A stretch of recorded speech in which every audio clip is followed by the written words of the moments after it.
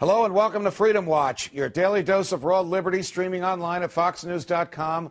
I'm your host, Judge Andrew Napolitano, here defending freedom, defending your natural rights, and defending your right to have a government that stays within the confines of the Constitution. The recently released New York Fed AIG emails reveal a conspiracy among the lawyers for AIG and the New York Federal Reserve to conceal from the Securities and Exchange Commission the true nature and extent of AIG's indebtedness and its intention to pay certain vendors, among them Goldman Sachs, 100 cents on the dollar. It is a federal crime to leave out material information involved in a loan from a federally insured bank. And this wasn't your ordinary loan. This was a case involving the movement of nearly $185 billion among the Treasury, the New York Fed, JP Morgan Chase, and AIG. Leaving out the name, the amount, and the intended payment to a creditor of $13 billion would surely satisfy the material misrepresentation requirement of the statute that criminalizes such omissions. The fact that, quote, the government told me to do it is not only not a defense at law, but may and should implicate whoever in the government counseled in favor of such omissions. Though we do not know, and I have not seen any evidence of, any personal knowledge of any of this by the then senior official at the New York Fed, current Treasury Secretary Timothy Geithner, it is difficult to believe that he would not have known of any of this. The following is clear. It's clear that senior personnel in the legal department of the New York Fed did know of it. Now, the lawyers would no doubt say, in their own defense, they were the bank's lawyers. They and the bank knew of AIG's intentions with respect to Goldman Sachs, and thus that fact did not have to be reduced to writing. Since the Fed knew well where its money was going, there was no harm and thus no foul. Unfortunately for the Fed's lawyers and AIG's lawyers and executives, the sneaky revelation through word of mouth of that which the law requires be stated in writing does not fulfill the requirements of the law.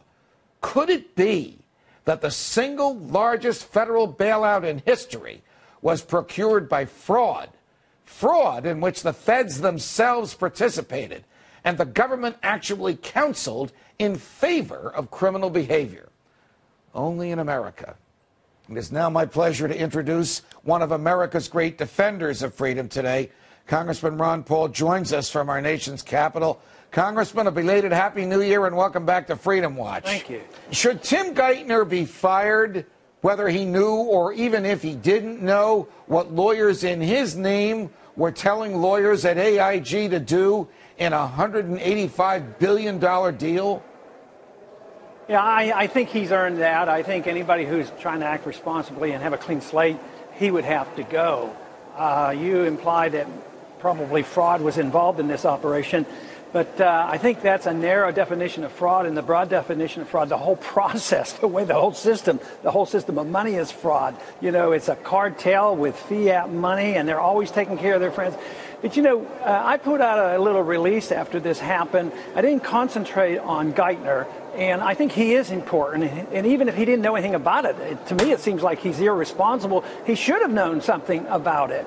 But my point that I made was this makes the issue of transparency of the Fed very, very important. And then they yell and scream that we're not supposed to know. So as bad as the Fed is and what they've done, you know, I blame the Congress still the most because it's we here in the Congress that have the responsibility. The Congress in the past have created this system, and now even this generalized concept of fraud turns into a narrow system of fraud. And the Congress, you know, they're going to tinker and yell and scream and all, but Congress has a lot of responsibility for the mess that we're in today. You know, I thought of you yesterday, Congressman Paul, when we first learned of this story, and I thought to myself, my goodness, here's another argument in favor of auditing the Fed. Think of the attitude on the part of these Fed lawyers. Let's see. The present, we're talking about September 08.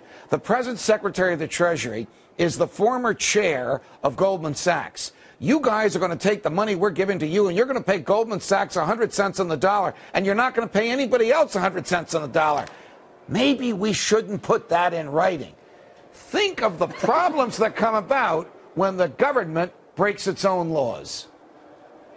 Judge, do you think this could qualify as the big lie? It's so preposterous, nobody would believe this is conceivable, that they would allow this to happen. But this is a big lie. You know, when you think of what we do and reward Goldman Sachs and all the banks, and they're still back in business. They're making a lot of money, and we're still guaranteeing this money to them, you know, through FDIC and other assurance programs, and that's available. So we haven't really done anything yet. And this commission that's in operation down here right now to investigate. That is another commission that won't accomplish anything. They do not have one free market economist that is on the commission. They probably won't have anybody testify from an Austrian free market viewpoint, and they're going to find the answer to this. The very economists who predicted this mess and know what was going on, and you know, they understand it, but they're not going to touch this. They're going to talk about tinkering around with regulations. If we have a few more regulations that'll, you know, like Sarbanes-Oxley, and chase good companies overseas, that's the only thing that's likely to happen, because they're not even talking about the real problem, the fraud in the monetary system. Congressman Paul, just think of what we've learned since TARP. Remember when Henry Paulson and Ben Bernanke went rushing into President Bush with some notes written on almost literally on the back of a napkin saying, you got to get us this $800 billion or the sky is going to fall. We now know that there was likely fraud in the AIG deal. We know they didn't even spend the TARP money on what they were going to spend it on. We know that the banks that they bailed out have all paid it back. We know that those banks have become wealthier with federal dollars. We know that some of the banks didn't want, didn't need, couldn't use, and tried to resist the federal money. And there are people in the Congress who are still saying that the Fed has the right to keep its behavior secret from the rest of us. Can they even, with a straight face, make that argument anymore?